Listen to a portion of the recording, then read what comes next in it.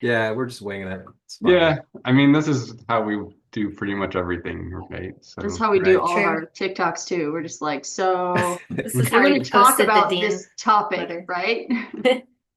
Okay, This Yeah. is how we posted the Dean letter in the first place. Like, oh, let's post it, see what happens. that's yeah, no kind kidding. of Oh, true.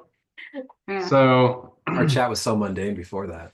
uh, Mm. it's true. I know it is interesting. We have like this much chat before, and then it's like, uh, a concordance Literally every after day that. since. Yeah. I I don't don't think think we've missed a there's, day talking since I Reargate. don't, I think we've been close, like on maybe a handful of days in the last Yeah. couple years, but Not much though, yeah. yeah, I don't think we've ever actually gone a day. So I guess quick little intro. We're Abby and Mike. They are Alankari, we're the if you admins, don't know us by now. admins of the X2x2 Support Group. And we've been talking about doing this for months now, and finally getting around to actually doing it, and just talking about kind of the first days after the Dean letter came out, and just pulling some interesting tidbits from our admin chat. It's almost like we've been busy. Just in time for hitting 5,500 in our group. Yeah. Oh Yeah, yeah, true. yeah. Or I wonder if one of the kids is going to make us brownies again. That seems to be the tradition for milestones. At Maybe 6,000. at 6,000. Uh, do we explain that joke or no? I think it's I pretty don't, self-explanatory. Yeah, good enough. Literally, my kids oh, well, made I us think we're talking about brownies. the brownies. Like, there's that There's too. a different joke I there. guess our Yeah, kids don't know the symbolism of brownies. it's true. Because people will naturally be thinking this is way weirder than it is. Does somebody want to explain that? Our kids are not making special brownies. No, Not no. special ones. It actually has like crisis relevance. Anybody It wanna does. Do we want to explain it? explain that or no? Yeah, we can Making brownies explain for it. people? Who's gonna explain it? I mean, I can go ahead and explain it. Yeah, go We, for Okay, it. start, guys. After Mark Huddle's allegations came out, we heard that one of the professing ladies in that area had made him brownies. And the Yeah, same with, to Oh, support really? them, to show Yeah, their I don't support know for if it them. that's was nice. brownies specifically, but yeah. That To makes like, allegations go down easier with like a plate of brownies. yeah, just to Spoonful of comfort the sugar. perpetrator. Good grief. Maybe there's Gross. like a brownie per allegation. I mean, Oh, Mark Huddle would have a Mark lot of Huddle had a lot brownies. of brownies. 7, So, 8, yep. yeah. We're gonna have We to should add a put trigger some. warning to the beginning Yeah, of this video that's like, we will be discussing CSA and CSA perpetrators. Yeah. Yeah. Yeah, Because trigger warning. Alleged this is, perpetrators. what was that? Alleged perpetrators. Well, Allegations. yeah, I'm not scared of Mark Huddle, but yeah. Because like while this is an extremely serious topic, it also has been like our lives for 2 years. And if we always treated it completely seriously, we would all be like having worse mental breakdowns than we already are. Far Yeah. worse. Yeah. And Yeah. there have been a lot of funny things and ironic things that have happened. I don't think I can go to therapy more than twice a week, which is what I'm doing right now. So I have to have some humor in my life. Right. Yep. Yeah. But there will be CSA discussion and probably foul language as well. So plug the ears of your Oh, children, especially the yeah, if we're professing reading ones. our Not safe chat. for work. Tell your kids to just go do something innocent like read Archie comics. And Dude, I feel like we need like a disclaimer, like at the beginning of like an NPR podcast, where it's like, this warning, this episode will have unbeeped curse words. If you'd like a beeped version, go F yourself. I don't know. Oh man. uh, Yeah, definitely don't watch this at work or around kids. all right, how do we want to do this? Do we want to just start with I feel like Kari had like the grand entry to the conversation. You know what I'm referring to? Oh Yeah. yeah, I know what you're referring to for sure. Because it was 8 messages in a row, correct? So this was March Maybe you could 22nd, spell them out for us. March 22nd, 2023. We I guess we should like kind of give context for the story, which is we had heard that workers were gathering overseers were gathering workers and elders together across Western US and Canada for meetings, and we had heard some big thing was going down, but we didn't know what yet. And then someone in our group reached out, and is it okay if we use her name? Yeah, we Who can use was her it? name. Yeah, she's Yeah, serious. Rachel Amud. Right. Rachel reached out and said that she had a copy of the photographs of this letter from Doyle Smith about Dean Brewer being an abuser. So this was before we got a copy of the letter, though. This was like when we first heard what the meetings were about and that Dean had abused women and children. And none of us had heard of this yet. So this was the entry into that conversation into our chat. I said, holy fuck, all caps. And I typed each letter out in an individual message. So it was like vertical down the screen. And that was the entrance to it, because the previous messages are just stuff about the group, like, oh, we should approve this post, whatever, or we should Yeah. delete this post, delete this thing, or whatever. Just general housekeeping. And then 8 messages of Kari, HOLYFUCK. Did someone put a GIF in the middle of that? Yeah, there's a picture in the middle. There's a photo. It's a picture of the posts, of the Oh. pending post in the So it group. was Okay. H and then It was the a pending pending post post. and then Yeah. OLY. Yeah. Yeah, so that was the first we heard of that there was a letter out there. And then Yeah. Mike said, yeah, this is huge. This is some serious shit. And Kyle said, I feel sick to my stomach. And Abby said, I'm raging. And I said, I'm shaking. So that was like how much it impacted us, because we all knew Dean really well, had him in our homes growing up. I'm sure you guys did too. We were in that area, the Pacific Northwest. So Yeah, our first reaction, and this is one of the things I wanted to talk about, is our reaction for the first several days was horror. Like, when I hear people talk about, like, oh, these bitter exes want to tear everything down, it's like, no, we don't. We didn't want to deal with this at all. It fell in our laps, and it was traumatic. It was like my brain didn't work for like 48 hours probably. We were up till like 2 o'clock for Yeah. like, it seemed like a couple weeks at least, and then we Oh, started like, around midnight, Yeah. maybe we'd be done working, and then that And lasted. Kyle gets up a really really early long for work, so he would have like this Oh, morning man. shift. Yeah. Basically, I noticed where Kyle he's- was suffering Yeah. the most of any of us. Like, there was like definitely days of like 2 or 3 hours of sleep for you, I'm sure. Yeah, I Yeah, was it looking felt at a the while chat, it and was. he'd put his last messages in at like almost midnight, and then 4 o'clock, Kyle. he's like, I'm blasting white noise because Yeah. Yeah. I'm Yeah. trying to keep sane. Yeah, on lunch break at my work, I just had my earbuds in with the white noise feature on the iPhone, just playing ocean sounds, because I was just like so fritzed out, you know. So here's something hilarious. On that same day, March 22nd, our membership was at 900. And Mike said, maybe this news will push us to 1K before the end of the month. It was the end of that weekend. Yeah, it was like 3 days. Yeah, it was like 2 or 3 days we hit 1K. Yeah. It Not was that really- that's not a goal for us, but like we No. were just like, we knew that it was going to be shocking news for the community and that it would drive some people out of meeting. Yeah. Yeah, the getting that news, you'd think, like, I think a lot of people thought, oh, well, we'd be like, dancing for joy that like this was coming out. But like it really was like like we knew that there was stuff going on, but we didn't know that it was this bad. And so like there was still, I think, this sort of an idea that the church was, I don't know about good, but it was like not as bad as Benign. Yeah, we were still kind of Yeah. in denial about just how Yeah. fucked up the whole thing. How Yeah. systemic it was. Yeah. Yeah. Yeah, no, I think that, well, I'm going to read a comment here, because it sounds more prescient than it was actually. But I remember thinking, like, well, that's, if he got away with that and died and was given an honorary, like Massive like a funeral. giant funeral where everyone just worshiped him and said only nice things, then there's probably more, right? For, it's for every termite you see, there's 100 in the walls. And so I actually said on 7:30 a.m. on March 23rd, I said, holy crap, I had no idea Dean Brewer was this kind of worker. This is hard to process. I feel like the floodgates are about to open. People are going to start telling their stories, and it's going to get ugly. I didn't mean that the way it happened though. That's Like It's a very that's I quite thought, a proportional. that's quite Yeah.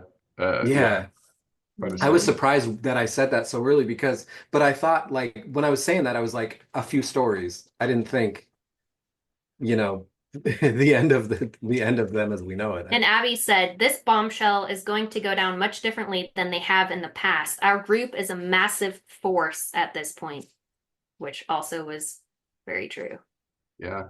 Yeah, I mean Yeah. that's what really allowed it to happen, which was again not some like nefarious plan of ours, like we're gonna make this group of evil, bitter exes, and then we're gonna somehow drop a bomb on things. Like it just so happened that we built a community and then magic happened. Like our community had a really big voice.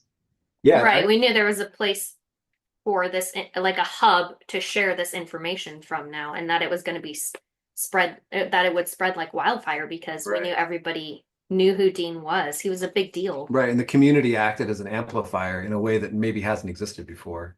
Yeah, I was just thinking about like because there had been communities that had existed prior to our group, Right. but I don't think they ever got like more than like 500 people maybe. And so I I don't think we know. just had like enough coverage of the 2x2 community in our group that it was able to really spread in a way that nothing had really had an opportunity to before. That is crazy if you think about it. If this had happened 1 year prior, when we had just started our group and we only had a couple of hundred people, Yeah. it might not have spread in the same way. Like the workers might have been able to keep the lid on it locally Right. because Yeah, that's interesting. we just didn't have, yeah, I mean, 900 people. It was big enough that however many people shared it publicly. And then we got a copy of the letter the evening of March 22nd, and we sat on it because we really wanted to verify that it was accurate. And we were able to verify beyond any doubt that it was accurate. And then we posted it March 23rd at 4:13 p.m. I said I posted it, and that was into our group. And then Abby and I simultaneously posted it on our public Facebooks, from what I remember. Does that sound right to you, Abby? Yeah, and this is when was that?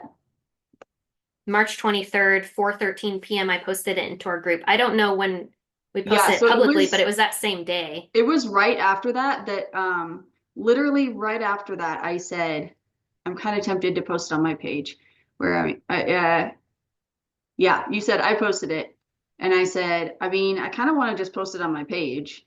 And then I said, I think this qualifies as getting into the wrong hands. And you That was the said, first, sorry. same. And then because we The have to irony. keep like our humor sanity during all of this, even though like intent was not necessarily to just like drop a bomb. Intent was to get this out there because it was necessary. You know, in the middle of this, we're kind of like, there's some catharsis happening too. So then I sent Yeah. the gif of the king from Hamilton going like this, Yes. the maniacal laughing, it says. Well, hey, let's And talk. that, well, hold on. That was the first time either Abby or I, as far as I know, had ever Yeah. posted anything meeting related publicly on our own private Facebook. So that was like Yeah.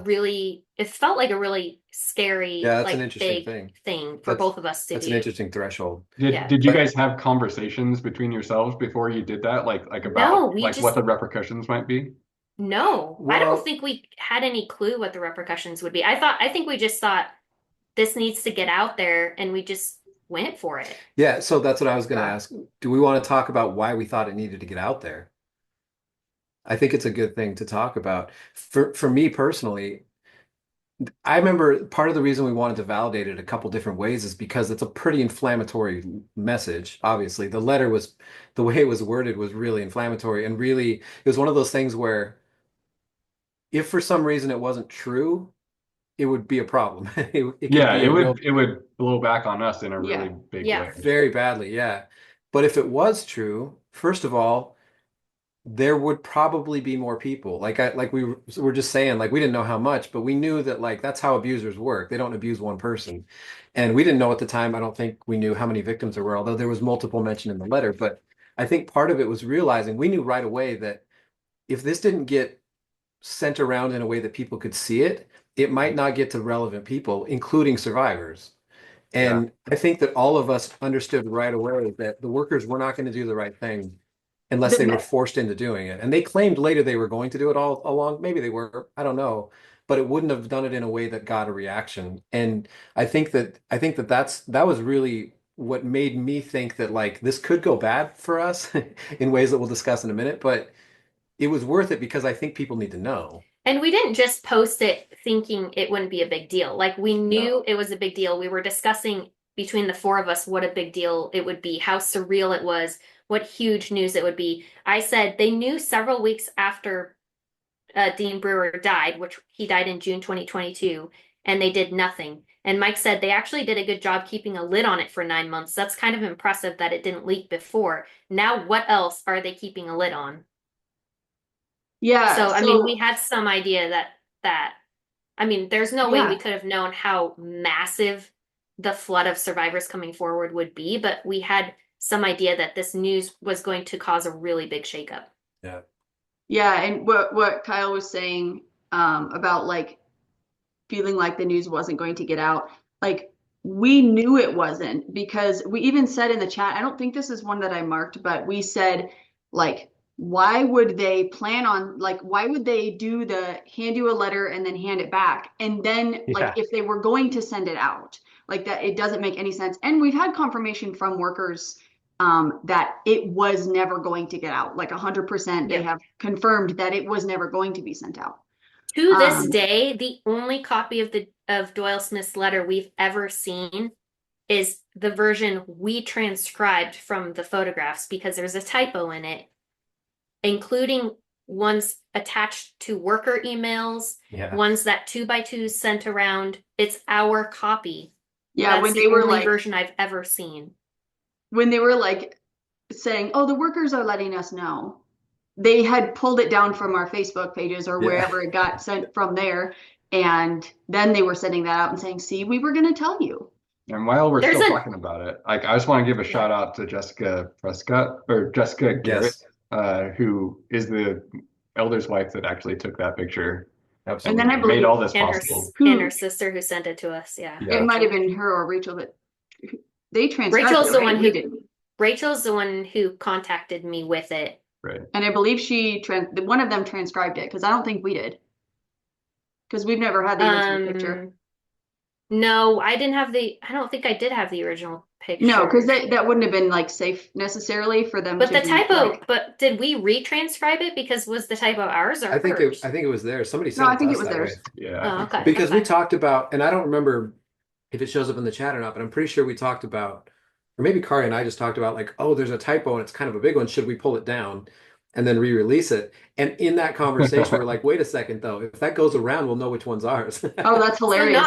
So not only that, I just like remembered this recently going through our chat history, but Mike was in contact with the Clackamas County Sheriff's Office at this time, just confirming things like that was there an open case against Dean or had Doyle turned the laptop in, and he was in touch with them. And as survivors were starting to come forward to us, they recommended that we send out some resources and Abby created an infograph with a suicide hotline and some information for survivors and post it in our group. And then the workers got a hold of that and started sharing that around to 2x2s. And then they found out that it came from the X community. So they called Clackamas County Sheriff's Office to confirm that it was true that they had told us to send that around. Like it was good until they found out it was ours, and then they're like, "Wait a minute, maybe it's not good." It's like, what? I know. Come on. There were that especially back at the beginning, like things like that were spreading so fast, like wildfire. Yeah. And it looked legit. Like I mean, they had no idea that an X2x2 could do something that nice. But yeah. Worldly people made that. But just to drive the point home that in the early days, especially, everything informative and helpful and supportive for survivors coming from the workers was actually coming through the X community, us, like especially the four of us at that time. Yeah. They weren't just creating these helpful resources they weren't pulling them out of their own asses. Like that was coming from the X community. I had a phone call around that time within the first few days with somebody, and I said that I didn't think the workers were giving out info like they should. And this person's like, no, don't worry, I got it from the workers. And I told him to look for the typo. And the person said, oh yeah. And I was like, that came from us. That didn't come from the workers. Well, I got it from a worker. I'm like, I know they downloaded it from our website.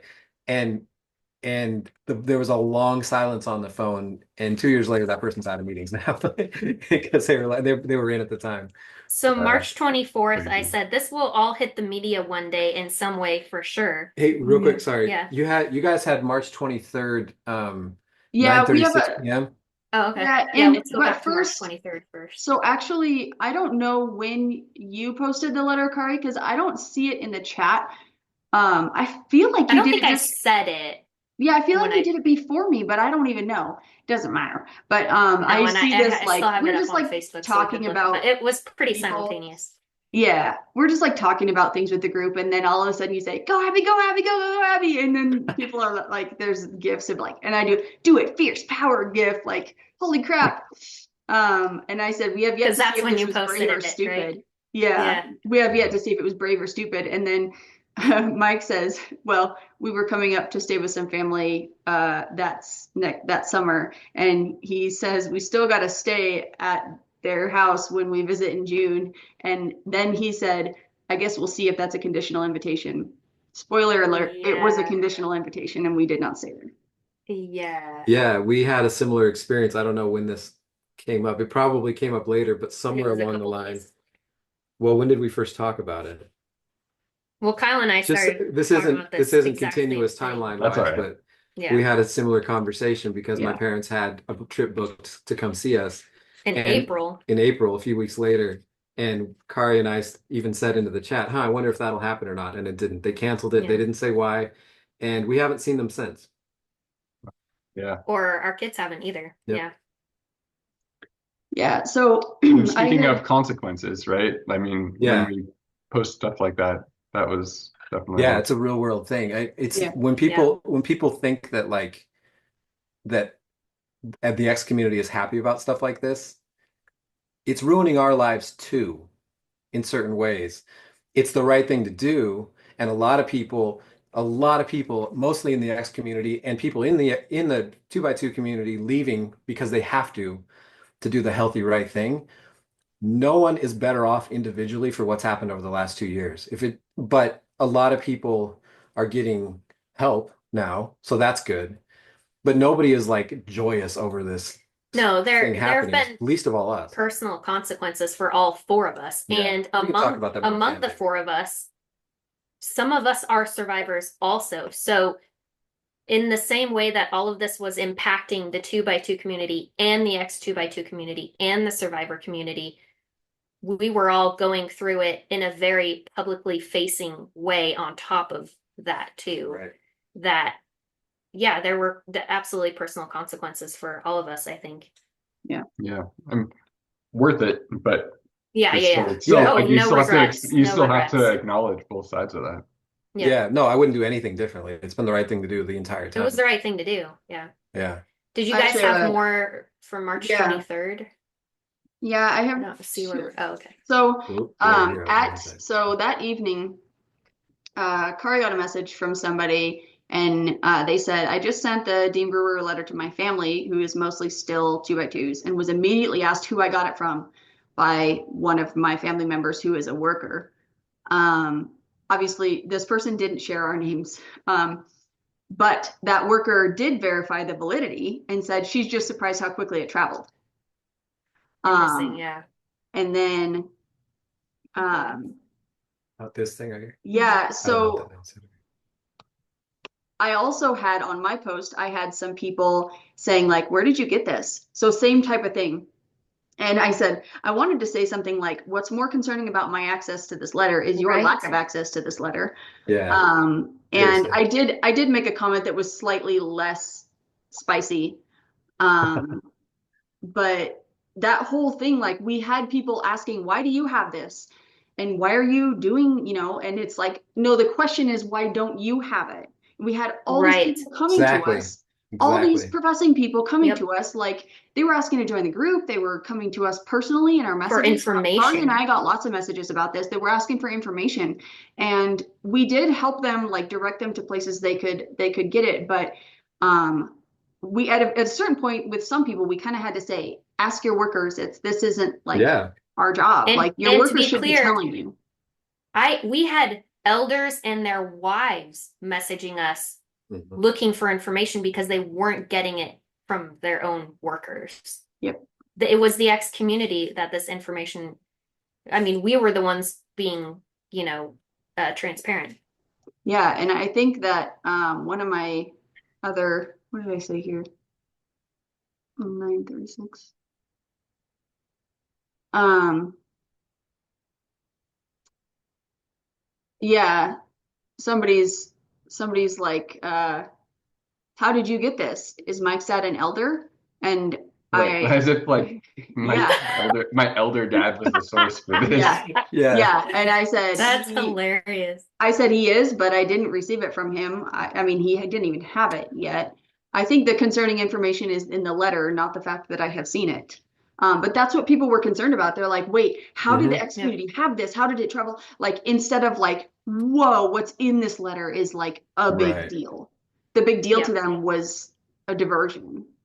I have one from like 6 in the morning on the 24th. And Kyle said, it's so insane that Dean's funeral page had to be taken offline. Clearly, a lot of people were watching it, probably at least a handful of current 2x2s reevaluating just how inspired these workers even are. A handful. A handful. And Please, A yeah, handful is correct. and I said, If that's you what I say a handful, really, you're right. yeah, I said, that's what I really, really, really want people to take from it. For his entire life, people saw him as proof of God, of their system, of, the one true way. Yep. They felt the spirit. They felt the spirit when he spoke. They transcribed his words and read them later and tried to live by them. They went as far out of their way as possible to be the best hosts ever when they stayed. They went in the work because he inspired them. The list goes on, and it was all a front. I mean, yeah, we grew up on Dean Brewer isms, right? Like Boat. people knew his sermons, what he liked to preach about, his cadence, like Yeah. he was a big deal. Yeah, everybody had a Dean Brewer impression. Mhm. And yet, as soon as this came out, everybody was like, "Oh yeah, I always knew there was something off about him." Yep. Yeah, It just, that drives me I That's crazy. something knew. we heard over and over again from 2x2s. So Like, much. oh, that one doesn't surprise me. I always had a weird feeling around him, or I knew his spirit was off. And it's like, Yeah. no, you didn't. Yeah, this is way later in the timeline, but relevant to this. Someone said to me one time, somebody who's professing said to me, just because you have this X group, do you think you know more than we do? And my response, I don't remember what my response was in real time, but I remember thinking, in hindsight, a lot of people seem to know more than they ever let on. So if you did know more at the time, you should have done something. Mm-hmm. If you know more than I do, who doesn't even go to meetings, I shouldn't be finding out terrible things then. So either you know more and that's bad, or I know more and you're not being told things. Neither of those answers is good. Yeah, to be clear, So it would have good. been ideal if the 2x2 community had been the one to be sharing all of this information 100%. that we learned about allegations over the next couple of months. Yeah, when I would get questioned like, well, why are you doing this? I got this a lot from people I'm close to. Well, why are you doing? Why do you have anything to do with this? And I would just ask them, will you do it? Like, Right. please. Right. So Mhm. right after I had said that thing about Dean, Kyle said, yeah, 100% everything you said here, the level of cognitive dissonance that this is going to cause is off the charts. This completely breaks the model they have in their heads of how the way is supposed to work. If the friends are honest with themselves, they won't be able to square this in their minds. The only two choices are: one, ignore it and hope it goes away, or two, make significant changes to their beliefs. That second option is very uncomfortable if you're not ready for it. Yeah. Like, Yeah. and then you Also said, spot on. then you said testimonies in Sunday meetings this week are sure to have the highest level of sobbing in a long time. Yeah, but I Yeah. mean, that's again, when we're talking about the personal cost of a lot of this stuff, there's personal cost in relationships and stuff. But one thing I've brought up several times in interviews that we've done is we're fresh off our own deconstruction that was really dark. I mean, Kari and I have both talked publicly now, and more interviews are coming out soon. Stay tuned, where we talk very publicly about feeling suicidal. So it's not, I don't take lightly the fact, like what I'm saying here, I'm joking about it because that's what I do, but I don't take lightly the fact that people are getting crashed into faith crises. I don't actually want that for people. I don't care about beliefs. I've said this recently on some of my That was stuff. something we were worried about, was that Yeah, people would end up in crisis over this information, right, which because we had they just did. People experienced did. it. We'd Yeah. just been through it ourselves, and I didn't wish it on anybody. You have to, when you see something like this, if you're honest and you're not just trying to prop up your belief system over something, if you're honest, this will hurt a little bit. And I Yeah. knew that, and I felt terrible about that even at the time. I still do. Yeah. Well, and like as we've like, Abby and I's deconstruction happened over such a long time. We left in Mhm. 2010 and just kind of dilly-dallied our way through life until until this happened. And then in kind of in comparison to that, I mean, you guys, did we dilly-dally? We well, had 3 no, I kids. mean, you know what I mean. We did not dilly-dally. In terms of like Mike was. deconstruction, we did. We certainly But deconstructed then, very like, slowly. it felt, Yeah. as Yeah. we were, supporting you guys, as you guys were going through that process, like, it felt from our perspective, like you guys were just like the Tasmanian devil deconstruction, like That was it was mostly me dragging Kyle I was along. trying to slow down. I had my hand on the e-brake for a long time, Kyle's like trying to be foghorn leghorn there, but like it's just not. burning up the brakes. Yeah, Yeah, it's that was very, my bad. but like that experience of you guys went through in a pretty quick period of time is also what a ton of other people had to do Yeah. around that same time, like deconstruct in months or maybe even weeks instead of Right. years, like a And lot I will of. say, like, I'm not sure deconstruction ever ends. And the reason why I'm not sure is because it hasn't for us yet. And like when Brewer Gate happened and we released this letter and we had just the next, really, it's been 2 years of craziness, but Mhm. especially the next 6 months or so, our deconstruction went on pause because there was a community crisis happening, and we were like in a large way one of the main public faces of that, where survivors were coming to us and we were supporting and helping survivors, but also people leaving meetings through their own faith crises. So like our own deconstruction really was put on pause, and it's only been in the last like 6 months where things have calmed down enough to the point that we've realized we still have a lot to process and unpack. Yeah. Yeah, And after true. 15 years, we have hit a very similar level. Like, Yeah. all 4 of And us kind of crashed out in the last like 6 months.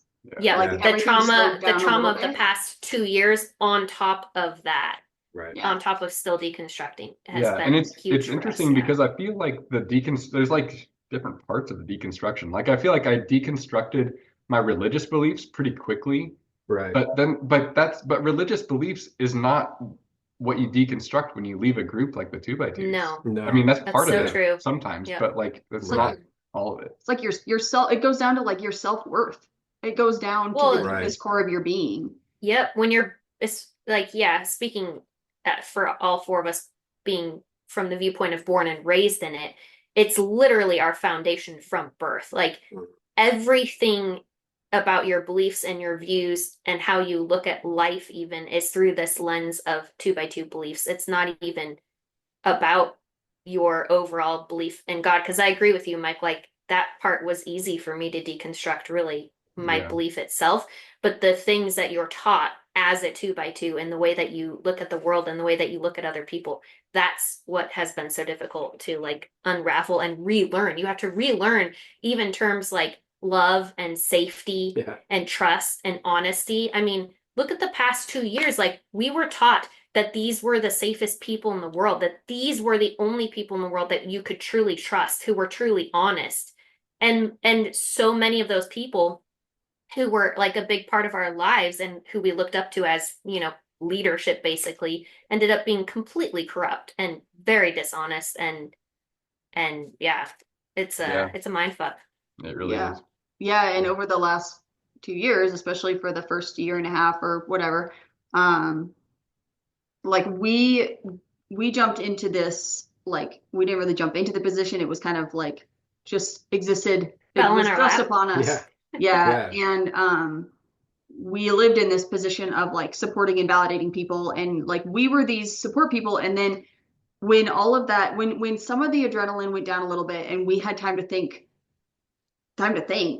like we realized that I realized a lot of things that I wasn't really that support person for myself. So I would validate people. I would say, your story of abuse is valid, regardless of the the type of abuse, how vague it was, the age of the abuser, who the abuser, like what they told you.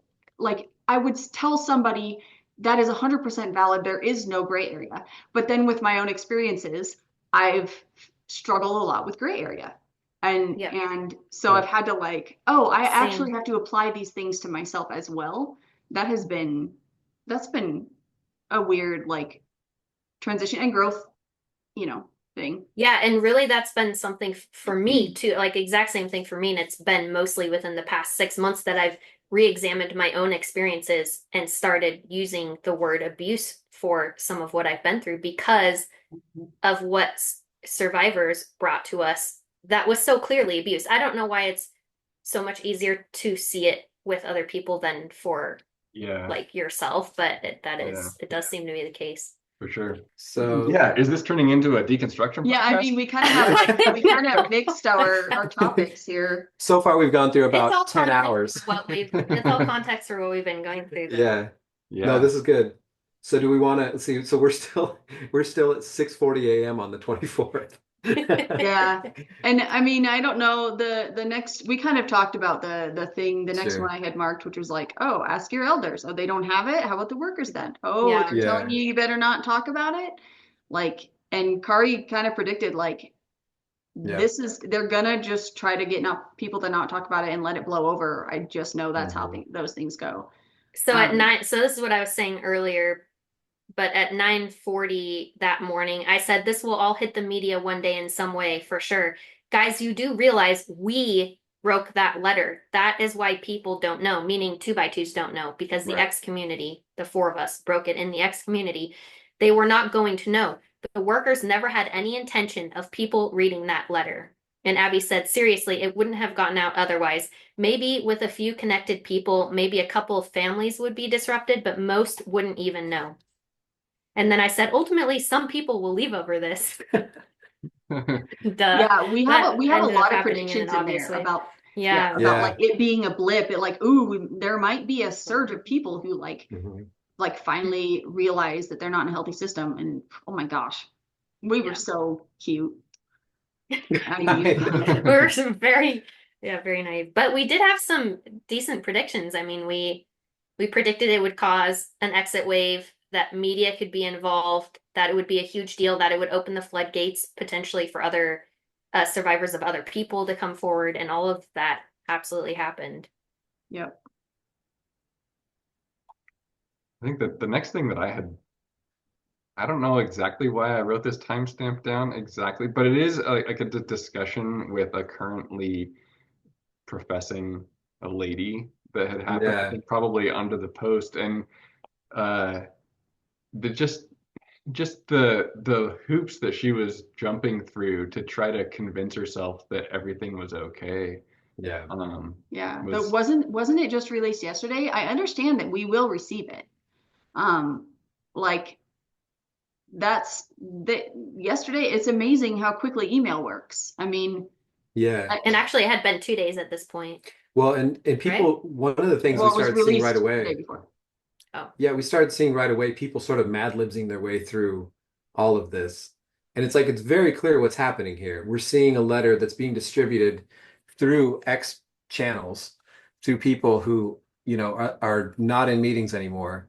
And the workers are just kind of in panic mode, but yet the friends were kind of like they were telling the story as if they already knew it. Well, yeah, we're going to hear about it soon. It's like, what are you talking about? You're just making stuff up. if you think of the You know? chaos that they must have been feeling, and like they're Yeah, trying to it's reassure a panic themselves response for sure. because they hadn't heard from the workers yet. They were probably Yeah, trying to reassure themselves, like, oh, they will though. They're gonna step up and like handle yeah. this in an accountable, responsible way, right? But that's frustrating for me, and this is still happening, by the way, 2 years on.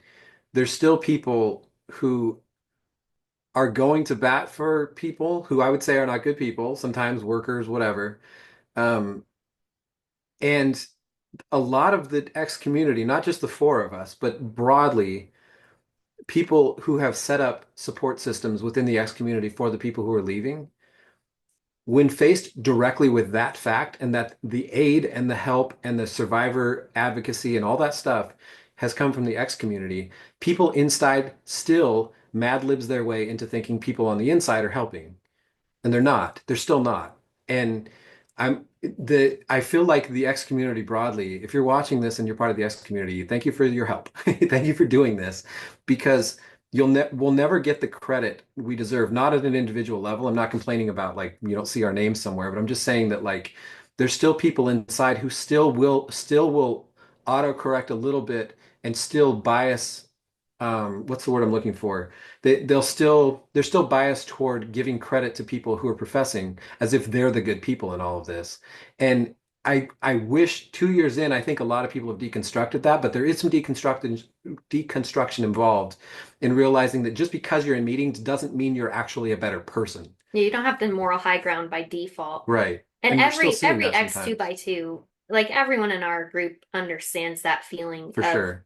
of being looked down on by Yeah. the 2x2 So it's community. like there's a lot of people. I think this is probably the experience of hundreds of people by now, of people who are going through a faith crisis, trying to help other people in their faith crisis, some of them in life crises, while the friends are, baking proverbial brownies for the people who are causing the problem in the first place. It's weird. It still hasn't stopped. I mean, we've experienced it within the last few weeks of seeing people who are really being who are really just honoring the place of these workers and these friends and all this stuff and not understanding the work that goes into all the anything. If the 2x2s are any safer now than they were 2 years ago, it's because the X community did it. That's just true in my opinion. I'll just speak Yeah. for myself. That's true. Yeah, and like it's interesting like when you say that nobody on the inside is helping, like there are like I They mean tried. like they tried, and like there's like Yeah, at least in Washington there's like the safety team, blah blah blah, right. and like I appreciate the people that are doing that work, but those people are not being like super outspoken about changing the system. They're there to provide support Right. Yeah. for like a specific group of people, but they're not about trying to change exclusivity. They're not about trying to, change the way that this workers stay in people's houses or anything like that. And like people just have a really hard time understanding that that is what has to change in order to help. Yeah. And while there may still be people inside trying to help survivors, they're really screaming into the void because Mhm. workers are Exactly. meanwhile currently preaching that they are being persecuted, that the ministry is being persecuted Hmm. by people on the evil internet or angry bitter exes. They view this as persecution against the ministry. Yeah. And so like, and they don't make any distinctions about like who exactly is doing the persecuting. They just make it a blanket Yeah. statement about everyone. And so therefore you lump in The world. the world. It's like everybody there's no nuance to that because why would they? Like, but they're not going to make a nuanced message about who specifically is attacking them. Well, then they'd have to answer to it. Then there would be a discussion to have. And so it's just kind of broadly. But the problem with doing that is like, yeah, maybe there's bad people out in the world, whatever. But like to talk broadly against the world as persecuting you, you're actually talking against a lot of people who've survived terrible, terrible things. So the people who've survived terrible, terrible things are also still getting full on I don't want to misuse a word, they're also still being talked about passive aggressively like that. I think that's a shame. 2 years in, Yeah. that's just a shameful thing. I actually was just talking, who was I just talking to about this? Um, but I was kind of saying, like, it feels like the people who are doing the work are still getting stepped on and will always get, like, there will never be, like, true, like, reconciliation. There will never be true Yeah, accountability. exactly. So, like, even people who are leaving, even now, and in the past 2 years, still view us many people still view us in the same way that they were taught to view us. And so we actually were some of the integral members in giving them permission to leave. Exactly. And a lot of that and is then because they leave, and like I was talking to somebody and they said this is how all social change happens pretty much, is that the people who are the victims, the people who have been hurt by the systems, they do all the work, they do all this work, and they work hard to their own detriment. And then people who benefited from that step on their necks to get ahead with that. And it's like every single, big episode of social change happens that way. And it's just, I do think a lot of that is because we're not religious too. Like, I know a lot of conversation happening around the time that we were putting this information out there was like, God's using you, God's blessing you. And we're like, oh yeah, we're not religious. And then people are like, oh. And they disappear. We also had fun with that. Like, yes, I am God. Like, we had a lot of fun with that in the chat because God's revealing information. Thank you. Bless you. Yes. I'm glad you finally see me for what I am. And now is when half of the people click away from this video. Thanks for staying on, everybody who didn't close the window. Well, that's still happening, though. That's still happening. I mean, I've seen it happen within the last 48 hours. Are people who I really don't want to like talk about people's individual beliefs or anything, and I don't want to step on anybody's beliefs, but there's still a lot of like, and then God showed us the way and showed us the way out. And it's like there are so many people who sacrifice so much to make it clear, make a very obvious problem very clear for you to walk out, and then to walk out and be like, and then God led me out. It's like, cool. Yeah. But like give credit to the people who had to come forward and explain their abuse to you or to anybody, to the X community. Let's be honest. And that's not just to us. anybody. Like, no, it's not just us. Community. I mean, a good analogy is like, if you have a medical emergency and you need surgery and a very talented surgeon saves your life, like you can thank God. That doesn't bother me at all. But don't forget to thank your surgeon. 100%. Yeah. Yeah. So one thing that I think is really important to note in these very, very early days that we had to do very, very suddenly, that we had no experience with, is Kari and I had probably average of about like a dozen survivors every single day in our inbox for the first while. And neither of us had ever been in this advocacy position ever. Right. And so then like everybody else who was popping up to try to be helpers was also doing this like flailing thing, like trying our best. Looking back at even all the chats and stuff, I think we did a pretty good job, but some of that probably was by accident. Like we have not been trained. Now in the last couple of years, I feel like we've been trained through like on the trial. job. Yeah, crash course. But like we had all sorts of crazy stuff happening, and we were trying to manage posts as we were doing the advocacy thing, helping survivors like by the dozen. But then also we were managing posts in the group that were like throwing names out there with speculation or speculating about some ring, that was some criminal ring that was happening, or like all of these, so many conspiracies, tons of things that we were like, ooh, we got to be really careful about just throwing names out there if it's not like directly from somebody who's experienced something. Obviously, like, people can share their own stories. We got to be really like, had like a huge responsibility to like control the flow of this chaotic information in a safe way. And we also had to consider that we had tons of survivors in our group. And like I'll point out that like one group, like a survivor supporting social media platform group had their entrance question as, please name your perpetrator, period. Right. And it blew my mind. I was like, everybody who is not willing to state their perpetrator's name can't get support here. And so it was those type of things that like, I know everybody was flailing, but like there are some things that we should have known. We did kind of know like some of that was out of bounds, right? So, but all of that effort was a lot. Like we had to become trauma informed in like hours. Yeah. And we got really lucky, I think, that we kind of made decisions on the fly because again, we weren't trained. We just kind of happened to make some good ones. But we knew that like a lot a lot of what survivors needed in that moment was to just feel heard and validated, not pressed and pushed for more information, just believed, just heard. Like that's what people were looking for because some of these people had sat on stories for decades and no one had believed them and no one had listened to them and no one had heard them. I So had several. it's basic humanity. Like just listen to Yeah. people and let them be heard and validated. I had several people get like emotional after I just said, I believe I you. believe you.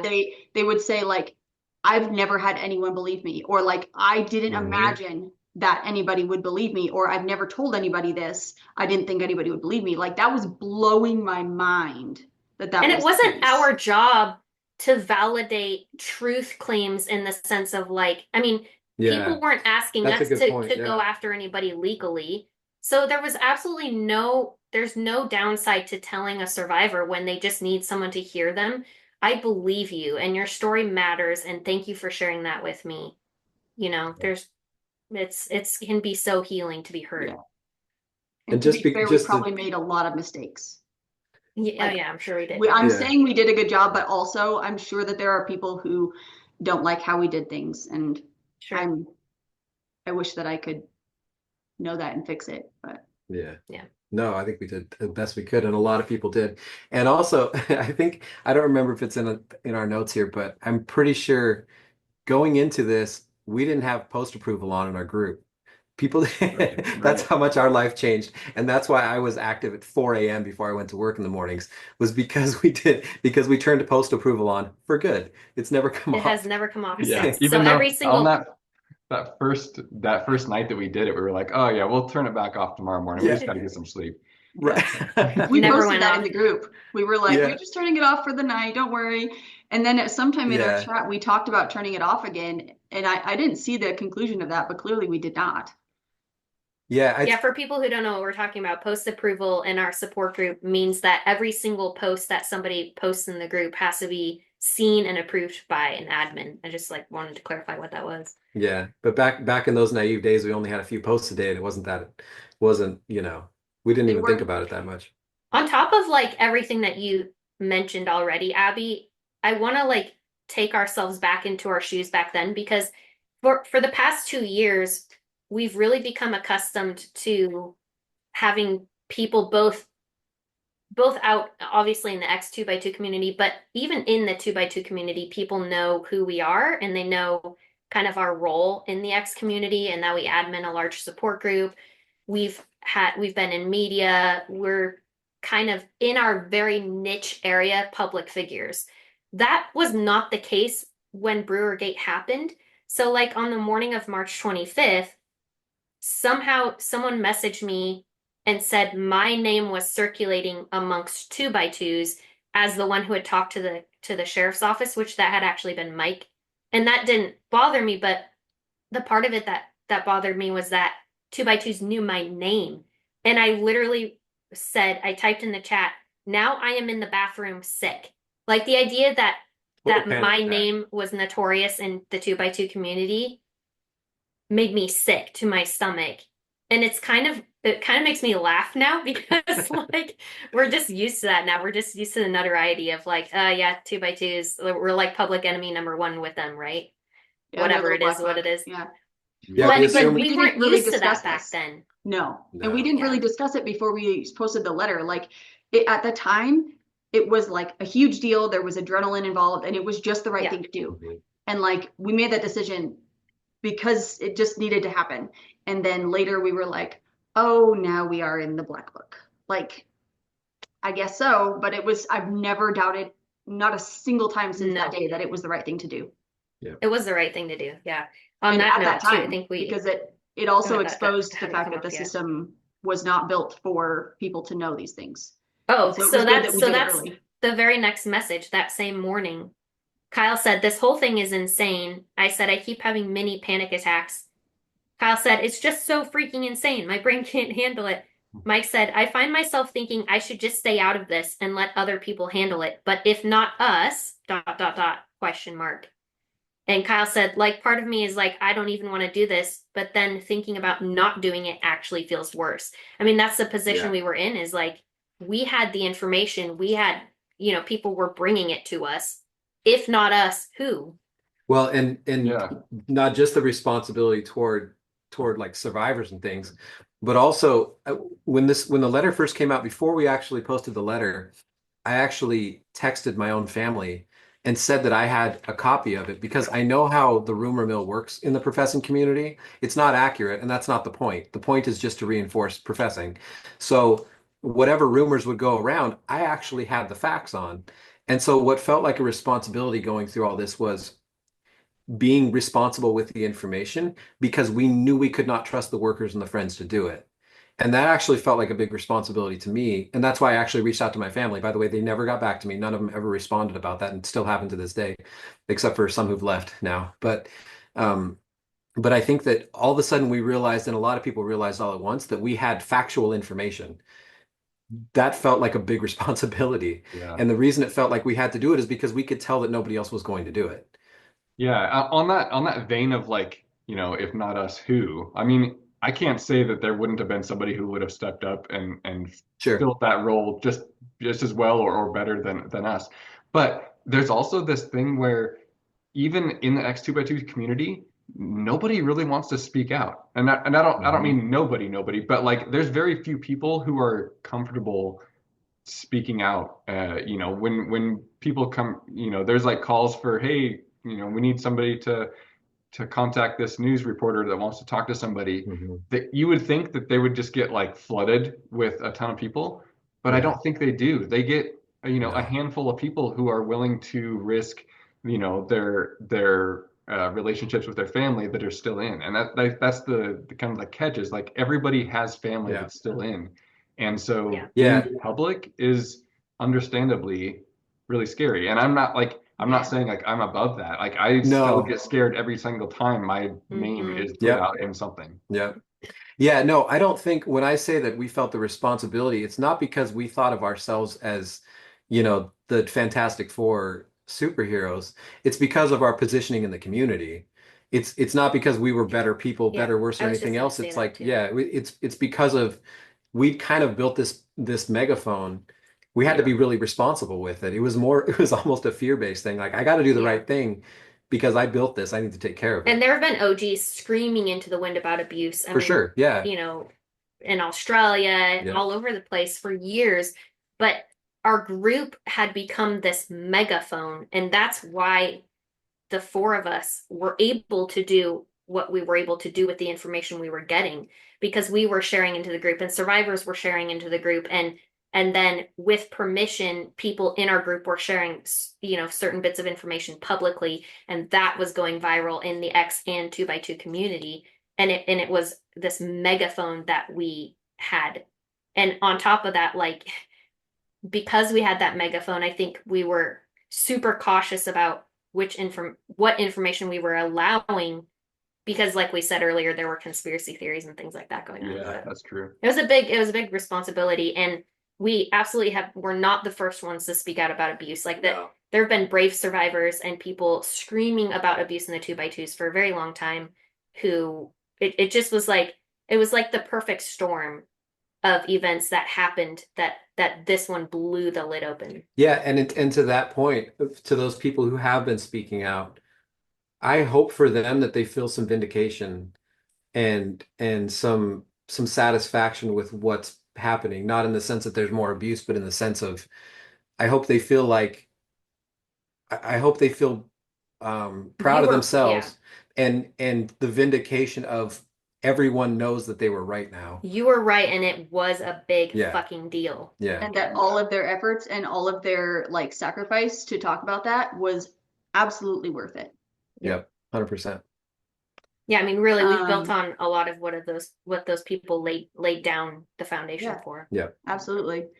Um, I remember, so again, so you mentioned that we had not really spoken publicly about it at all. Like Kari and I had not. Mike and I basically had not for 15 years. He posted the stuff Yeah, about I Aaron I Farrell. gave there was a little teaser. I don't know if I was publicly though. It might have just been with my friends about Aaron Farrell back in January of 2023.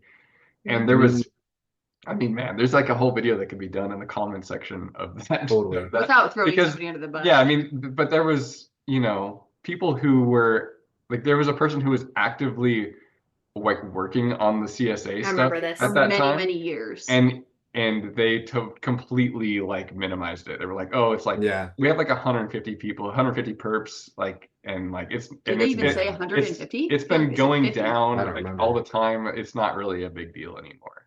Yeah, they Yeah. just weren't like. And then 2 months later, this whole thing breaks open. Yeah.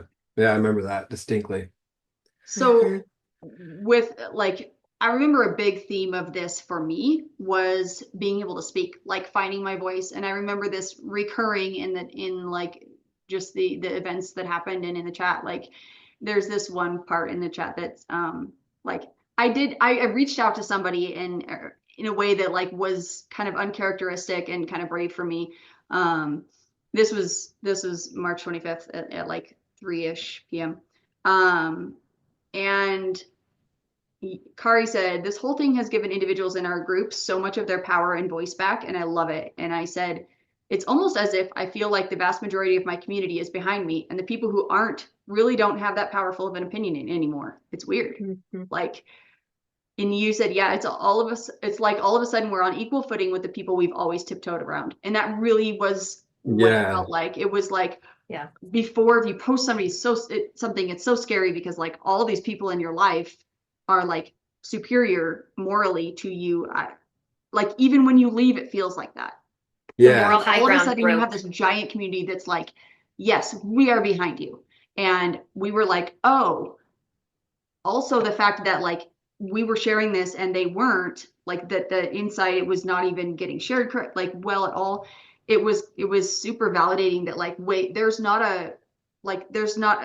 this isn't the moral high ground of being in here and and so some of That's those so ideas true. kind of Like got blasted away really really it quickly. changed. Yeah, that's so true. It changed things for people in a lot of ways that obviously survivors were being hurt, but there were other things that were happening too. Like we were getting messages about people X2x2s reconnecting with 2x2 family because their 2x2 family was reaching out and like apologizing for how they had treated them and wanting to reconnect. I mean, families were like reuniting and even in little subtle ways of like that, like you were saying, Abby, the moral high ground just kind of dissolving. Like I think a lot of people can relate to this idea that you leave the 2x2 community prior to Brewergate, you don't really want to cause waves. Like you don't want to upset your professing family. So when you're together with them and they are praying or giving grace for the food or whatever, you go along with it,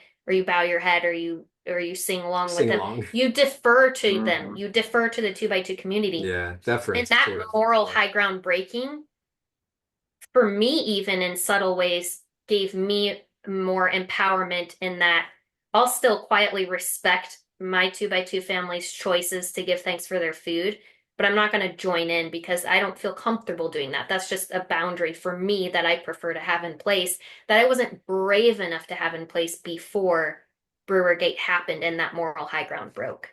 So right. Well, that's you're always something to point out too. We're always raised with the idea that people who left, they still knew better. Like because they were here, Right. like they knew better. They just weren't willing for it. So this was still always the standard. You're always expected to meet that. And any boundaries were seen as like attacks or bitterness or like Totally. Boundaries are not attacks. Like they're just boundaries. Yeah. Yes. Yeah. They're not even necessarily to like yeah, it's just that's 100% how it's still seen by a lot of 2x2s is that like if I don't want to go to meeting while I'm visiting you, that's like an offense. And it's always been that way. And it was really hard to break that. It's still hard to break that down, even for us. Yeah, and what they don't realize is the reality of why we set those boundaries isn't because we're bitter and angry. It's, well, I mean, in some cases we are, and we have a right to be. Yeah. But oftentimes it's because something like going to meeting with your professing family can be really triggering, or it can bring up feelings of hurt or fear or harm or anxiety or depression, or just like, maybe you're still deconstructing that, or maybe there's all kinds of reasons why an X2x2 may not feel comfortable in participating in 2x2 traditions and rituals, and just to bring in that viewpoint of like it might be a different reason for everyone, but it's not just because we're trying to piss you off. Yeah, I Right. think a lot of people, I think when a lot of people leave meetings, there's this built-in deference to professing people. And it's you see that couched in the language and in exit letters and stuff like, well, I'm leaving, but I'm not bitter. I don't want to, I'm not here to, I'm not trying to upset you. And it's like it's a very like whipped dog way of referring to people. Like as you leave, as you go to do something better for yourself, you kind of flinch and walk away like, well, I don't want to offend anybody. I'll still be we'll still be friends. And this sort of conciliatory language. And honestly, I hope some of that's going away. Like I think a lot of people are like, well, I don't want to appear bitter. Maybe I do though. That's why we have shirts that say it. It's like Right. we don't owe. I think a lot of people are starting to realize that they don't owe that deference to somebody just because that's how they've been trained their whole life. I hope so. I hope that people are starting to realize That's that also such a mark of a high control religion, though, that it's a people mark of are abuse. so afraid to lose family connections just by choosing to not be in the same religion. Like that's not Yeah, it's healthy. essentially you're walking away, slinking away, like, I need to go over here for my own good, but don't hurt me, don't hit me. It's like, call me bitter if you want. You can call me whatever you want. But I think one thing that the last 2 years has shown us is that we're all doing the best we can. And as admins of this group, to bring it back around, we're doing the best we can to clean up messes that we didn't create. And I don't have any deference left. I have none left. I have no more of the, well, I don't want to look bitter. I can look bitter if you want, and they'll just make stuff up anyway. They'll Mad Libs their way into making me the bad guy anyway. That's the We're thing. I think that's why people put those, seem like they're deferring a lot in those things is because they Mhm. know what the story's going to be. So if they put it, Mhm. I'm not bitter in their letter, maybe that won't be the story, but it Yeah, still will. it Yeah. still will. Like, Yeah, but it feels like they know what the one liner is going to be. It's going yeah. to be, they just weren't willing. They were It's bitter. damage They control. wanted to drink alcohol or whatever it might be. And so you try to like combat that in your exit. We definitely did that in our Oh kind yeah. of soft exit We letter. definitely were not Probably. making any statements on our way out. No. And I wanted to make Yeah. a point to the boundaries thing before, like, it's not even just for us. It's also for those family members. There's this thing where if you defer at all, there's hope. And they cling on to this hope and it just Yeah. tears up their Such a good emotions. point. Yeah. And they have this idea that, well, if you're willing to come to meeting, there's still a chance. And maybe you still have a soft heart or whatever. Maybe your kids are listening and maybe they'll gather something. And some of those boundaries have to be for their sake too, so that they can let go. Yeah. That's a very good point. Good point. Yeah, where are we at in the Let's timeline? see. Are we Yeah, I mean, 48 hours in I yet? don't- I don't think think we're we're 48 almost hours to in. Mark Huddle. I don't know if we want to cut it off at Yeah. this point before we do that. Do you want to deep just do dive. another? Yeah, do you want to stop and do another video, or how do you want to do it? I mean, we're good to keep going if you guys want to keep I'm going. fine The to keep kids are going. Yeah, let's just you know, keep like- going. Oh yeah, it's an hour later for you guys too, huh? I mean, Yeah. no big deal for us. Kids Yeah, are in it's bed now, weekend. so really we've got 4 more hours. Yeah, if you need to get some sleep before meeting,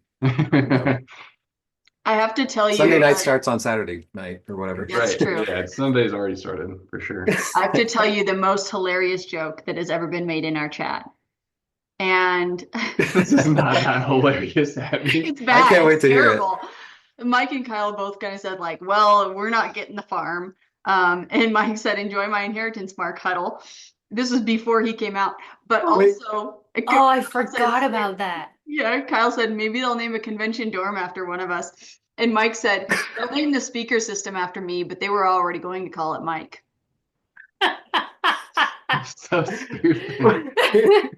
Yeah, the things we were clinging to for Oh man, for sanity. try to lighten the mood a little bit. One of our really fun March parts of the 25th. chat Yeah, was go this for it. with the like you needed a break. And I was like, Yeah, I forgot about that. go That's ahead, right. take a break, go, take a bath or whatever.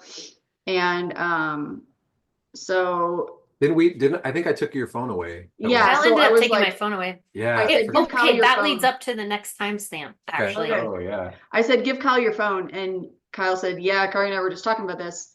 Or no, that was it. Yeah, because we were saying it's okay for us to take breaks, and he's like, yeah, he said we don't need to make any rash decisions or take on too much too quickly. People can wait to get in, wait for their post to be published, etc., which we never really made them do very much. But he says I keep telling her I'm going to take the phone. Yeah, we were And scheduling breaks at this point Yep. because Yeah. we were just both working so much. So that was March 25th at 6:30 p.m. that you said that, Abby. yeah, Mhm. And but what then did you do? Do you I remember? Do you sent remember a. what you did? I gave you my phone for an hour. Well, where Yeah. did you go? Do you remember? I You think said I you were going just, to put on a show. yeah, I think I just zoned out, like probably Yeah. dissociated for a Yeah. full I'm just hour. picturing. I'm picturing taking your phone and having like in the cartoon, she just puts her hand in a backpack and pulls out another phone and just like keeps But going. this is the irony because Like out of a It's pocket. similar. It's funny. So I sent the Benedict Cumberbatch gif of like when he's like drinking a flask and says, "Go away." I sent that, and then Kyle said the phone has been obtained, commencing Operation Hide the Phone. And I said, put it in the laundry basket. The last thing we want to look at when we're tired. She'll never find it. And then That's funny. and then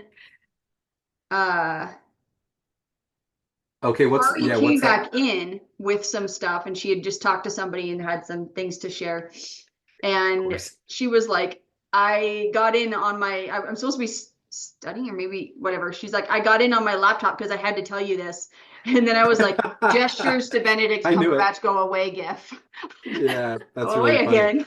Yeah, I don't want to talk anymore about this, but just briefly, I was on the phone with somebody who was in meetings asking me if they were in a cult. Yep. okay, so the irony of me putting my phone down for that hour because I came back from whatever break I ended up having and had gotten a message from a survivor with allegations against Mark Huddle. Right. Yeah, that's how it led into That's that. what I came back to, and I was like, I'm never putting my phone down again. Because Yeah, I remember Kari was Yeah. just yelling stuff. She was just like, we were Wait. already fritzed out anyway, and then that's what we keep that was at pressing. 8:50 p.m. Yeah. Yeah, that must have been after you like did your soft comeback and then went back away again. Yeah, and I think it was Yeah. after that. Yeah. Because that was all like 6:30 to 8-ish. Yeah. So I said, fuck you guys, this one got me bad. I just lost my shit and I'm crying. I'm shaking so bad. Yeah. Abby says, holy fuck, all caps. Mike says, fuck. Abby says, We just we're all had to freaking say out. It's also worth noting, like, I never swore until after the Dean letter came out. Seriously. No, We We can learned it. none thank of the us did. 2x2s for making us swear so much. Yes. I know. Real. I know it's funny because it's like it's as if we all went and just started Googling swear words because we didn't like even the four of us in our own chat, we didn't really swear that much. No, I don't think No. any of the four of us really did that. And this just broke our brains so badly, this about 72-hour period Yep. I that don't we know were how all you just get, letting fly. yeah, I don't know how you get through this and talking about this and discovering these things without strong language because like Yeah. it is sometimes you have to use something that gets Yeah. energy out. You Fiddle- can't just Yes. Yeah. Fiddlesticks doesn't cut the mustard on that. You literally said, Abby, we're freaking out similarly, adrenaline buddies. And that's what it was. It Yeah. was sheer adrenaline. Yeah. There was a pause in time, and then I came back and said, everyone okay? Man, that one unglued me. I wanted one good guy. Mike said, we are shaken, but okay. If he goes down, I feel like it all goes down, especially so close to the Dean bombshell. Wow. And I said, is it fucking every high up dude? Yeah. So that's all I Yeah, have for and that then- timestamp. Yeah, Kyle said every overseer I can name has either already been involved with something wild or is currently accused of something. And then we went on some conspiracy vague, rabbit but holes yeah. like, oh, is there going to be big raids? Are they going to take all of their electronics? Like, even we were reeling a little bit with these things in the Yeah. first couple days. It was a big deal. It felt like a huge deal. Yeah. And the It group felt like, And by the way, the Mark's allegations came to me 3 survivors in basically at the exact same time. That timestamp was 3 people bringing forth allegations at once. Right. Not yeah, coordinated. one to you. And I think there was one in the pending posts that I reached out to. Oh. And then, yeah, I don't know. The one message to me told me about several, and then there was a pending post, and then we sat on that information for a little bit, and then the workers released an email themselves about Mark Huddle because somebody in the 2x2s had come forward about him as That's well. right. Somebody meeting. spoke up at one of their listening meetings. Yep. Which was, I Yeah. mean, that We didn't the release guts that of news person. publicly. Yeah, exactly. Right. The And workers put that information out there. already people were getting that confused because I talked to somebody on the phone around this time who thought that we were throwing around accusations against Mark Huddle. And I said, no, no, no, go look at that letter. That didn't come from us. That was workers who wrote that. We're not throwing around accusations. This is coming from the workers. We Yep. were just amplifying what the workers were telling us. But it makes me sad. So it must come from the exes. Exactly. Yeah. It's like the good stuff is just assumed to come from inside, and the bad stuff must have come from the evil exes. It's like, you understand that has been completely flipped, and people just weren't getting it yet. Yeah. And somewhere along this time, we hit 1,000 members. I just saw it at around 8 p.m. on the 25th. So we gained a couple, over 100 members in about 48 hours. So the next day was Sunday. Sorry, hold on a second. Well, just to double down on that. That's us approving 100 members in 48 hours. So that's happening too. We're not just letting them come in, we're vetting them. Right. So we had however many posts. I don't know how many posts in that time. I remember we were keeping track. We vetted and approved about 100 people in 48 hours. Which means we probably had Which means 200 we rejected requests. like 400 or 500 probably. Yeah, because a lot of people were least, just poking around trying to find stuff. Yeah. So that's why we were all busy 24 hours a day, is because we were really vetting everybody too, because slipping up with that could screw stuff up too. And I think Mike and Kyle took quite a bit of that job, because Kari and I were so busy personally messaging with survivors, and that was intentional. Yes. Like the men were like, I feel like this is something that people would be more comfortable with you guys, and I'm willing to take on this work. And that was really good. And we brought on help at that point too. What? We brought on the extra 2 admins around that time too to help us out with just the group. Which they helped for a good period of time with just like managing, seeing comments and alerting to things. So of note is that night on the 25th, I said, I'm going to need to start some documentation. I'm going to have to start a list. I'm going to have to, because I cannot hold all of this in my brain. 2 days later, I could not hold it in my brain. That's how much was happening. And now we're 2 years in and we have so much documentation. I don't know when we started to gather like how many people, like what numbers is your list at? Over 600. Yeah, the perk list that we have is over 600. I mean, crazy. And it's like every time I open that, like it's like over 150 pages now. Wow. The document, so we have a document that has all of the, like, they're alphabetized, and then we have like any information we have on them, and then the source and date for it and all of that. And that is and that's all you guys. Like, thank you guys for keeping that, because that's so important. Yeah. And I assume many of those people have multiple allegations from different people. Yes. Yeah.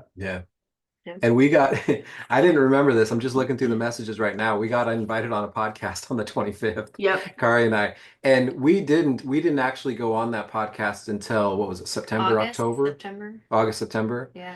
Because it didn't seem, well, first of all, our brains were fried anyway, but also it didn't seem appropriate to do that at that time. We thought when we went on it that things were dying down a little bit. Right. So it was going to be like more of a recap of what happened. Now, looking back, that's so naive because it was a year and a half ago. Before we even talked to the FBI. Right. Yeah. The FBI called us after that. So wild to look back on that, thinking like, wow, a big thing just happened. It's like, no, the big thing had barely started, and we were already getting. Are we ready to go into Sunday? Sure. So Sunday morning, I said, I'm pretty depressed by all of this because I'm not at meeting. No, I'm kidding. That's not what I said. I just really need to be in meeting right now. I'm pretty depressed by all of this. It hit me last night. We were raised in basically a giant child sex grooming machine. It's just discouraging. And Abby said the emotional roller coaster of this is bananas. And then we started getting messages from people who were leaving meetings. They were like, I'm done. I'm over this. I'm out. That first weekend, there was already people who were like, I better hear something good when I go to meeting. And we were getting feedback in our private messages of like, No one even talked about it. They just That's pretended what it I wasn't was, real. that's what I was Oh, going to sorry. bring out. No, Jumping the gun here. it's totally fine. The main thing I wanted to bring out about that Sunday was people were going to meeting expecting it to be a big topic of conversation and expecting some sort of, I don't know, accountability, like Or just community, even Yeah, just grief. communication, Yeah. acknowledgement. They just grieving wanted it to be together. acknowledged. Exactly. Yeah. And it was crickets. Like I was getting messages from people after meeting who had gone to the Sunday morning meeting and they were like, I'm done. I can't go back again because absolutely nobody said a single freaking thing about it. And people were furious that it wasn't even being acknowledged. And this happened at several different, there are several different like time milestones. And like I think that first meeting was a milestone for some people that are like, okay, this is my line. And then like there were several, like every single time a new like big name would come out, or an awful letter, or an overseer did something horrible, every single time we would get a surge of people leaving the church and a surge of people joining our group. And then like the 1 year anniversary of when the letter came out, there was a big surge because it was like, okay, we gave it 1 year Yeah. and it didn't Yeah. happen. And so people like was their indicator. And Yeah, I it's think we predicted that too. yeah. Yeah, the Pacific Northwest overseer, which I'm not sure, I didn't write the name. Would that have been Mark or had Mark he stepped down at down this and they were point? going to do I don't know if Yeah. he had stepped down by that Sunday. I think this was No. written by Mark. Oh, that's right. No, So yeah. he released an email, Mark released an email that Sunday that says, one doesn't want to communicate too little nor too much. We want to be honest, but we don't only want to focus on the negatives, especially in areas outside of our own. Jesus had the perfect balance of communicating about problems without causing a loss of confidence in the kingdom. I wish Dean could have risen above this. Maybe something happened at the last that I don't know about. And that letter said that there were, from their knowledge, 6 to 8 survivors involved with Dean specifically. He's Yeah. hoping So that that's at the an last- example.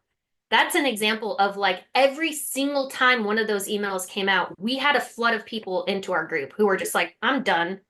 Like, what kind of language is this? Like, we don't want to communicate too much, but we do need to share some things with you guys. Like, they were really gatekeeping information. It was obvious from the beginning. Yeah, and just the fact that that was like Mark Huddle writing that letter, it Yeah. like it was like within a day or two that he was then out and Daryl Yep. flew in from Vietnam to take over. That's So right. of course he felt like hopeful that there would be something that happened at the end for Dean to repent. Not that his survivors would get justice or anything. The concern was that Right. His Dean soul. still got to go to heaven. Like that was the Exactly. concern in that letter. There was no concern for survivors. Absolutely crazy. Spot on. And that was perfect for Mark because his concern also was that he could clean it up. Like that even at the last, he could abuse people his whole life, and then even at the last, he might be fine.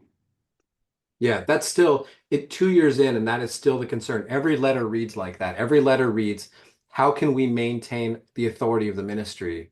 And how can we are being attacked, we are being persecuted, all this stuff. It's incredible to me that they just can't find it in themselves to care about the survivors. They just can't do it. Systemically, they can't do it. It's wild. Well, and especially because even if they try to care about survivors, they almost like they can't help themselves but to also care equally about the perpetrators. It's because of Yes. exclusivity, 100%. Like maybe we 100%. can dive into that at some point, but like Yeah. What timestamp are you at, Kari, right now? My next one is that evening at 7:30 p.m. Okay, so there's one in between. On the 25th. 26. There's 26th. one at like 11 a.m. where you were talking to somebody that was in the church and they were saying, oh, the bad ones will get pushed out. And it was the exact opposite thing until we stepped in and forced something. Those bad people are staying in and it's the good people. And this person was like, well, then they'll come back someday if they're good people. Like you're telling this to people who have left. Exactly. If you're Right. a good person. And it's just like they had to Self-awareness is just Yeah. Unbelievable. But they had to see it that way. They had to because otherwise things would break. Yep. Right. And it turns out like, God is cleansing his kingdom, cleansing it of the people who actually like have recognized it's not a safe system. Yep. If that's And that what and cleansing that they is. can't change it. That there's no accountability to be had. Yeah. Right. Yeah, great time to reiterate. All of this came from the X community. God's cleansing of the kingdom came in spite of the workers trying very hard not to let that cleansing happen. Well, to give credit to the workers, they are the ones who released the information about Mark Huddle, so there's that. Yeah, there's that. I mean, which we already knew. But they had Yeah. no choice. A lady had stood up in a public meeting. I Right. mean, like, She Right. had said Exactly. it very there was publicly. Exactly. Yeah. there was And no leadership. fighting that. And Yeah. leadership had known about it for 10 years. So there's Right. that. Yeah. The- No, okay, exactly. let's talk about that. Like the overseer that flew in from Yes. Vietnam to take over for Mark Huddle knew about him 10 years before that. Knew about him Yes. when he wrote that letter. So Daryl knew about Mark's crimes when Mark wrote that letter. Yes. So I don't remember how this happened. The survivor told Daryl, or how did that happen? No, so a survivor told another like junior brother worker, which I'm not Oh, going to right, name okay. him because he's already Yeah, yeah. he's made amends. He's Yeah. Mhm, yeah, mhm. I he's done agree. his best, Yep. and he's no longer in the work. So he told Daryl, and he and That's Daryl confronted Mark, Who was the overseer? who was their overseer, and Mark said no, it didn't happen, and so like they had to take his word for it and dropped it. Yeah. Crazy. So at 7:30 p.m. I said, we've done a lot of good with that letter, meaning releasing Doyle Smith's letter about Dean. We've brought huge awareness, and I think a lot of 2x2s are grasping that it's a systemic issue. And the reason why I said that is because we were getting messages, just crazy messages from current 2x2s who were like, this is the last straw, I'm done, or like, I can't believe we're not getting information from our workers. Like, when the email came out about Mark Huddle from the workers, we shared that publicly as well. That wasn't being sent around widely by field by field. It was just in the Pacific Northwest that had been shared around too. Right. So Yeah, I mean the rest of the country was certainly not going to get that email at all. Right. Yeah, Even though he'd been around the world. I mean, he was Mark Huddle. Oh, He'd yeah. been everywhere. And let's Yeah. be clear that stuff then was coming exclusively from the X community, and to this day is still exclusively coming from the X community. Everything. Like, yep, I said if, Yeah. Nothing's changed. no, any like new allegations are coming from the X community. Nobody inside is ever announcing that. Yep. Like we did like the worker list compilation that still has a lot of gaps, and you know that all of those gaps are probably somewhere in the 2x2 community. Like people have those lists probably, but we will never get them from, and we have not received any helpful information on that worker data from the ministry. Like I definitely not, and I'm not even sure if we've received any of it from current 2x2s that haven't I left mean, since. maybe not knowingly, but their family members Well, who sent it to us. Right, but like we have not been willingly provided any information, any of those documents in order to help survivors from people Right. inside. It is still exclusively coming from the X community. So I said, people want info and are sick of this same old crap. And Abby, you said the whole system has failed. Well, worked perfectly as designed, and it's actually widely visible for the first time ever. Yeah, that's a really good point. To frame it as a failure is correct because it's failing people, but systems give you the results they're designed to give you. That it worked well for a long time until somebody pointed out that it wasn't. But that was working. That again, these stories that go back, decades, those stories were hidden. That was the system. The system didn't fail. The system was working to terrible means, to terrible ends. Yeah. Right? Your system is designed to give you whatever the output of your system is, and the output of the system was corruption. Yeah, And as and far as think I can about tell, it still is. how well that worked for so many people. So long. So many. It took the perfect storm of our group being exactly what it was, with enough people in it that somebody leaked us a letter and we were able to give it a megaphone. If that hadn't happened, again, it could have happened maybe some other ways and maybe leaked out and taken longer, but the storm that happened the way it did was because of the way it just had to be lined up just right for that. They hid this stuff for a very, very long time. Yep. The very last notes that I have flagged are for the Monday morning. Abby said, it's cute how we thought Friday and Saturday were crazy. And I said, weren't we so young and innocent a week ago? And then again, I said, I have a feeling eventually this will hit the media. Hopefully we get a breather before then. We did not. Yeah. To point out Yeah. I'm just scrolling this chat because I didn't have anything like timestamped after the ones that we did previously. And Kyle had talked to somebody who was outlining just perfectly, like, isn't that they've been talking to a family member and who was realizing that this cannot continue. The person that Kyle's talking to is a 2x2, and their family member is also 2x2. And their family member had said, we always knew this stuff happened. We were very careful. And then this person that Kyle is talking to said, isn't that the problem? For decades, people knew there were whispers, but people were too afraid to speak up for whatever reason. That person is still a 2x2. Yeah. Yeah, and I mean on that subject, like there's like very few people in the 2x2 church right now don't know about this whole thing. Like there's a lot of them that have been protected from it to some degree, maybe older folks that aren't, don't know the full scope. But for the most part, every single person in the church knows that this has been happening. Yeah. And yet there hasn't been like a fitting response in all of those instances. No. Like, No, it's they really got very hard to wrap close. your mind around. Yeah, they got close one time. One time, anywhere in the world, one area of the country got kind of close to responding in a responsible way, and the overseer squashed it. Right. That's it. That's all that's happened. Everyone else has blown it off completely. And he blew it off completely too. But Yeah. that was the closest they got. And I know a lot of people, I know people personally who left because of that, because they heard that audio and they heard the overseer say, I'm not going to do anything about this. I prayed about it, not vibing with it. And they left because they're like, well, that's it then. If he can't do something, nobody's going to do anything. So the only thing that's happened because of all this so far is just a lot of people have left meetings, you know? Yeah, true. I mean, there's been like attempts to make guidelines, and like, technically Washington has guidelines, Oregon has guidelines. There's probably a Yeah. few other regions that have guidelines, but like they're crap. Like they aren't guidelines. They're just they're a piece of paper for them to wave whenever the FBI comes And around. to Yeah, appease they're the people non-binding. who want change. Yeah, and to be clear, like Performative. the safety team in Washington, Idaho, North Idaho, Alaska had come up with they worked 6 months to a year on guidelines, coming up with really good guidelines. And if you are watching this on our YouTube channel and you see, we have another video up of the overseers and some of the workers the overseer and workers talking about those guidelines. And the overseer was like, I prayed about it and didn't have peace, so we're not going to use those guidelines. And there's no one who can say otherwise.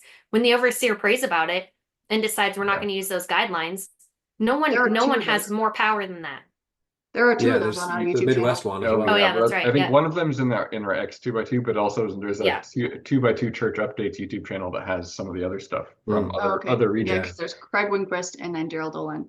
Yeah. Well, one thing that I wanted to say about that is when Daryl said that they were not going to adopt the guidelines, I mean, there was 20 to 30 other workers there in that room, and nobody put up a fuss. Nobody was like, well, actually, Some I people really were feel upset, but people are upset, but they were wording it so Yes. gently Yeah. yeah. that it couldn't be, you couldn't construe it as like any kind of defiance against overseer. And yet Only there if were you've also ever been a other 2 by workers. There Only were if other you've ever workers been on a that 2. call. Sorry. We're kind Go of for it. there were other workers on that call saying stuff like, Arf, arf. yeah, that's a very niche joke.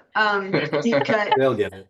But there were other workers on that call saying things like, well, you can't trust recidivism rates in the general population. Those studies don't count because our people are different. Oh, Gary freaking Paul. that's that type of thing. The letters that have come out, I've talked about those on my own podcast. Some of these letters and these that have come from workers and even elders, thinking we're actually so special that we're better than statistics. I can't. Those things make me want my skin crawl. No. It's like They what? are Like, how worse. exclusive can you possibly be? They're Yeah. worse than statistics, turns They out. are. 5 times worse. Yeah. At least compared to the Catholic Church, right? Or Yeah. whatever. Right. Yeah. Yep. Yeah, that's a level of exclusivity that I didn't see coming, to be completely honest with you. I thought it No. would shock people to the core a little more.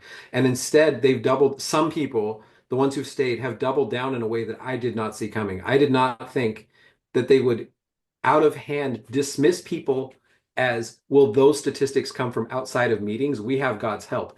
Your God's help is what got you where you are now. God's Yeah. help. I mean, I'm And air like quotes, but once somebody says something like that, like the conversation's over. Like you can't have yeah, a, you realize that you're not operating with somebody, or you're not yeah, talking to somebody who operates in any form of reality. yeah. Yeah, no, you're talking to somebody who's living in they're Mad Libsing their way through life at that point. Yeah. You can't have they're literally talking a different language. The words sound familiar, but they don't mean the same thing as you. Yep. I have to say too that one of the things that I've learned, so that was shocking. The level of exclusivity among the workers and the friends through all this is I did not see that coming. The other thing that I did not understand, I've learned a lot of things since leaving meeting, but in the last 2 years, I had no idea how powerful the overseers were. I didn't understand that. I Nobody thought I that think it was any 2x2 did. Yeah. I thought the overseers were a brother worker that had a few extra responsibilities. I did not know that a room full of all the workers under the region could say, we need to attack a problem. And the overseer could say, no, I prayed. That's it. We The forced overseer's prayers trump everyone else's prayers. But that's by design that you didn't know that because the Yeah. 2x2s refuse to claim leadership, but that's Yes. exactly what Yeah. overseers are. But even the just general members of the 2x2s didn't know that. We forced Yeah. their hand. Like we forced them to say that. No, well, not Yeah. just us, but like the general Yeah. movement forced them to The say that movement. because when everybody was like, okay, now I've worked for 6 months to with professionals and I got these guidelines for you, and then the overseer's like, crap, well, you actually Craig Winquist actually said this, that he was expecting them all, this team that did the guidelines, he was expecting them all to be divided on it, but they weren't. So he let them do that, expecting them to just be divided enough that nothing would come from it. And then they weren't divided. And so he had to actually show his hand and actually be like, well, actually, I'm the top dog. And, Yeah.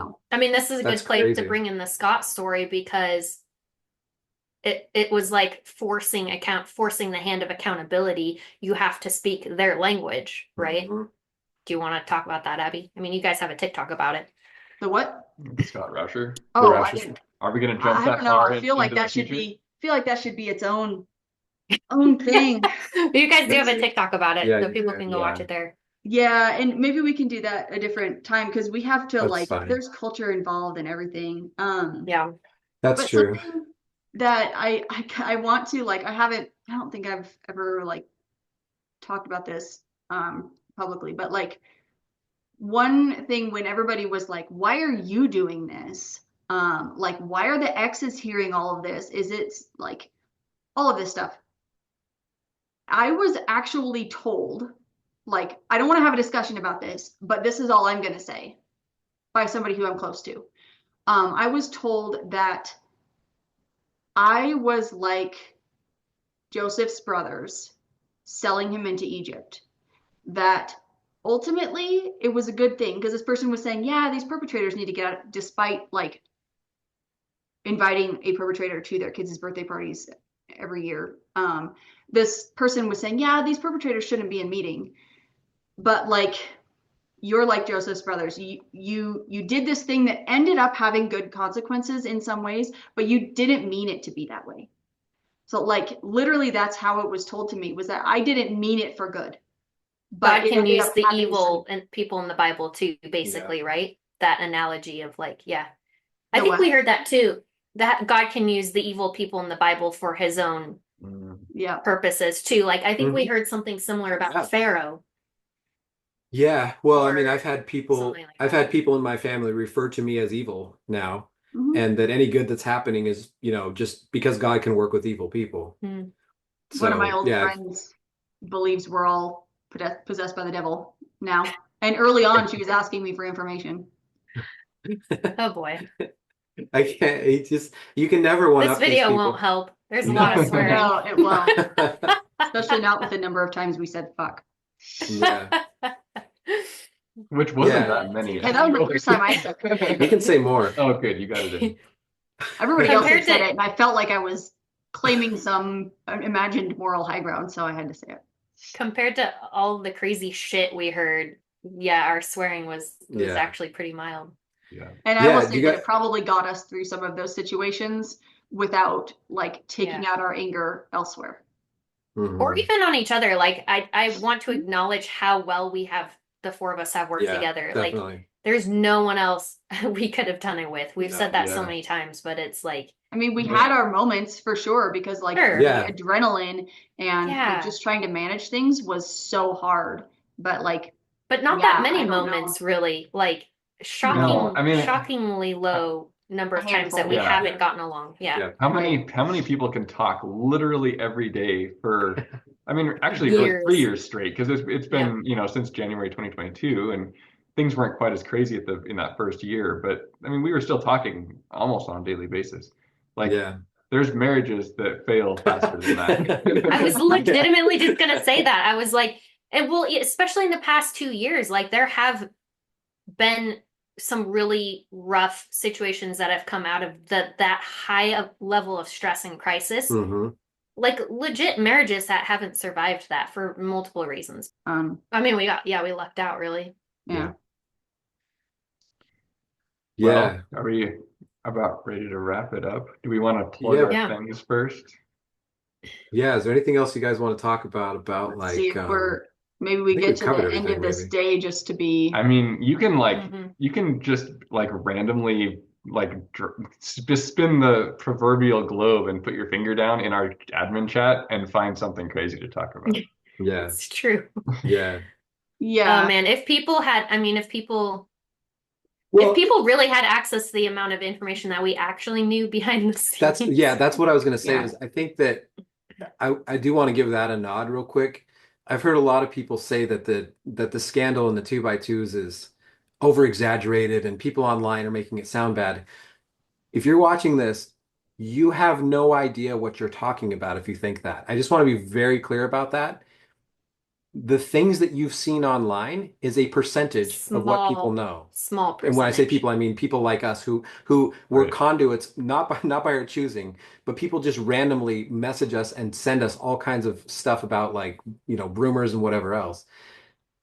A lot of stuff. You guys have aggregated a lot of stuff. Not all of that is just being plastered online. Almost There's a none of it. lot, almost none of it. There are Almost none of it. so many. You guys have no idea. There are so many things we were told that don't have, they're not illegal. So it wasn't like, and nobody was in danger. So it wasn't necessary for it to go public. Mhm. But how we wish Well, we there could are go lots of public people. with some of it. Like There are lots Yeah. of people in some of the danger things we know based are, on, yeah. well, yeah, but I'm talking about some of the fun things we were Oh. told about, like affairs between workers and Oh, like yeah. stuff like that. That Fun. is legitimately hilarious. Some of it is very funny to Oh, me. some of but it is. I'm thinking of my take a walk. Yeah. right. Yeah. Yeah. And there's so many things that like the professing version of me I think would have had a real hard time with one of these rumors. You know? And we're well into thousands of them. And I'm not like exaggerating for effect. Thousands of crazy stories have come to us now that, I mean, this is why I think I've put up the last little bit. I think hitting the 2-year mark with this has changed me a little bit in the sense of like, I don't respect this group at all. I'm just speaking for myself. I'm not speaking as an admin. I'm speaking as a Kyle or a Yeah. Vern, if you prefer. I don't, I have Catcher. no more, I have no more deference to a group that's handled it this badly. The amount of effort and care and time that the X community broadly has had to put into this to help survivors is shocking. It's mind-blowing amount of time. I mean, the four of us have spent Emotional. tens of thousands of hours, right? Yeah. And that's just the four of us. We don't even know what else is, you guys have voices and other things that are going on. Like there's a lot of people out there working that have spent so much time. And when an overseer comes in and was like, I prayed and I don't like it, you can't imagine the lives that destroys when that happens. And it's hard to say that because it sounds like, yeah, I know a lot of stuff you guys don't know. We do though. And so when you hear people saying, oh, it's all being exaggerated, you're right. It's being exaggerated to make it look much smaller than it is. Well, and when the fallout, the fallout from workers and 2x2s not taking accountability for being a part of a system that led to so much systemic abuse. The consequence of that is that these groups like Voices are survivors helping survivors, and that adds to already existing trauma, right? When you as a survivor are hearing other people's trauma and hearing other stories, and again, we will remain safe spaces for people to come forward to. Absolutely. I'm not saying we can't handle it, Yeah. but it shouldn't be survivors who have to take on this on their shoulders. But that is the case, and that is often the case in situations like this, because we understand what it's like, and we're the ones who care. Like, apparently the workers don't get it, but Yeah. that is one of the consequences. Yeah. So there's just to like finish out, I figured maybe we should finish out the 27th just to wrap that day up. But there's one that evening, and I said, I am this close to posting publicly. So we had posted the graphic about the investigation and like asking for people to share it for survivor's sake. This is the Clackamas County. I think so. That must have been what it was. About Dean Bruer. That must have been what it was. And I said, I'm this close to posting publicly. 3 people shared my post in an attempt to find victims and get them the help they need. All 3 of these people no longer attend meetings. I have blank number of professing friends. I hadn't calculated it. I suppose I was dreaming when I had hopes that people would care more about living survivors than dead pedophiles. And I don't think I posted that, but Mike said, anything that makes waves is still not going to happen. Though at this point, it's like being in a tsunami and not wanting to splash too much. Yeah. And to be clear, like Abby and I had hundreds of professing people friending us on our Facebooks because we were sharing public information. They were not participating in amplifying that information in any way. The majority of them know it. They wouldn't have friended us otherwise. Go ahead, Kyle. Yeah, you know what I'm going to say. I think so. Real quick, the glitch. Yeah, we haven't talked about that. So really quick, there was about a 24-hour glitch in Facebook where we were getting friend requests from people that had viewed our profile. It was a glitch in Facebook. It wasn't meant to happen. So many professing people were just continuously checking, especially Kari's profile and Abby to see what we were posting. And I don't know if any of those people are out or not, but it was so funny that this little glitch kind of gave us an eye into the world of these people. Like, they know where the information's coming from. It's coming from Car and Abby. We were freaking out. I did. Yeah, because you got like 30, 40, 50 friend requests in like, a few couple hours. Yeah. Because every time somebody would view somebody's profile, it would automatically send that person a friend request. So we had friend requests from workers. We were like, what is happening right now? We were freaking out. And then it made the news that it was like a Facebook glitch for that day. But that was a really, really funny kind of like gift that helped lighten the mood for us during that time. Yep. And along that line, we've also had a current worker, accidentally like one of, I don't know if it was on my profile or on our updates page, one of the things that we had posted, one of the updates or whatever, and unliked it, but I got the notification. But I went to it and there was no like there, but she had like accidentally clicked it, and then it was like, oh crap, and then it still showed up. Fiddlesticks. So that's it. So we've talked for an hour and a half, and we're through like 3-4 days of our chat window. Workers, like, we're talking about friends coming up to us and asking for information. Workers were trolling our pages for information. It's pretty. Yeah, because they weren't getting it from anybody else. No. Yeah. Well, we've actually filled up an entire 2-hour convention meeting with this conversation. Hopefully it was much more interesting. Well, if you'd like to join our X group, we're going to sing a hymn, and on the last verse, take out your phone and join. Don't forget to answer the questions. We don't have any stew. I'm sorry. Do you want to shout out? Do you want to sing my hymn that I rewrote? Yeah, we can all sing that together. Yeah, that's probably a good place to stop right there. Let's kind of shout out our stuff, I Like, guess. subscribe, and stay off the I internet guess. if I you mean, want more of these update Kyle, videos. you've got your YouTube channel that has gotten it's uh received high praise from both innies and X's, right? That's another funny part of our little adventure the last few years is secretly finding out where the things we say show up. And yeah, I have a YouTube channel called I don't actually know what the channel is called, Caltear for Burns X2x2 podcast.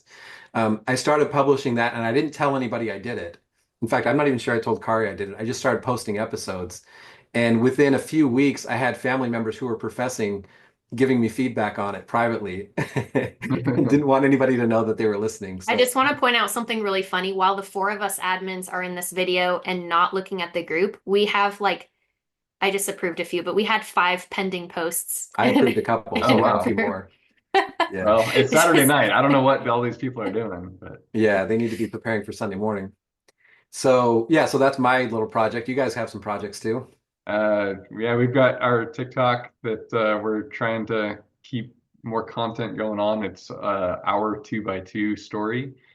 We've had a little break, but Yeah, Mike's been sick. I've So. been sick, so we haven't been posting. Yeah. No, you guys are doing a really good job. I've been shouting it out awesome. different places because that's a really good way. My stuff's kind of long form. You guys have a very digestible, like really, Yeah, And- I and really think good thing. I've been passing it around really to people. hard, really hard to keep that within 10 minutes. We're always like, this Totally. video should be pretty short. It's a simple subject. And then we're at like 9:58 saying, you kind of know, like this video. So it's our 2x2, right? yeah, our Story? 2x2 2x2 story story. on TikTok. I don't know. I don't think there's anything else we necessarily want to shout out, do we? no. Cool. We'll probably do more of these at I some mean, point though. So Yeah, if you we'll guys see what the want to reaction subscribe is. to our X2x2 Yeah. YouTube channel, go for it. I think if we like narrow down some concepts for topics, I Sure, feel we like we could could rant for an hour. talk for several yeah, I mean, I Essentially was my just podcast pointing anyway. out in this log still that night we were talking about this, like the fact that, well, I said I'm gonna punch out for a couple hours so I can avoid completely losing my sanity trying to juggle this and school stuff because I cannot. It's already getting out of control and I'm yelling and kids are being butts. Abby and I Like- were both homeschooling during Yeah. this too. Yeah. 3 kids each. Like each of us was homeschooling our 3 kids at the same time as Yeah. this. And it was Yeah. of note, each of our kids, like all of our kids are in school now. Yeah. Yeah, in the last 2 years, we've gone from a little side project that we pay attention to, as like we take turns making sure it's covered, to 24 hours a day on this thing, to all of us doing this as a full-time project. And this week, we have a somebody reached out to us for an interview, and I'm annoyed by it. Like that's like that. If you'd have told us 2 years ago that if a media reached out to us and asked for an interview, I would have been blown away that anybody cared what we were doing. And we've done so many of them now that it's like, oh, okay, yeah, I guess I'll do another one. Yeah, I feel that It's way the one too. you guys already did. So Yeah. yeah, it's like it's weird. It's weird to think like the journey we've all been on with all this stuff like has been very strange. And just to timestamp Yeah. where we are right now, you guys just did Let's Talk About Sex podcast, and we just did Mormon Stories podcast. Right. They flew us. We got flown to another state to do an interview about this stuff. So it's still not crazy. overblown. Like our lives are still crazy. Still crazy. Yeah, and we're still like thrilled that all of these projects are happening. We're still thrilled that yeah. more media is picking For up. sure. Even if we're So like, important. oh, we gotta regale, like we gotta Yeah. tell all of this again to another No, person. yeah. Like just the describe the exercise of it. vocabulary and Yeah. everything. Despite that, we are still excited that things are Totally. getting out because that's the only reason this is happening is because information is being Yes, shared. we Right. need the media and we need that information, Yeah. especially to prevent this from happening in future generations. Like we all still have, the next generation.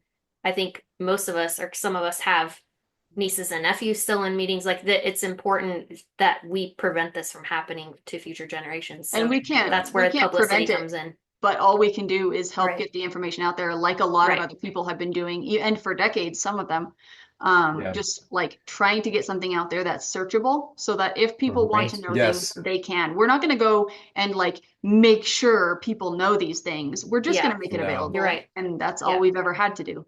We Right. haven't been calling And and harassing 2x2s and being like, you need to no, know this. We've I literally haven't just been talked to any posting it. still. Yeah.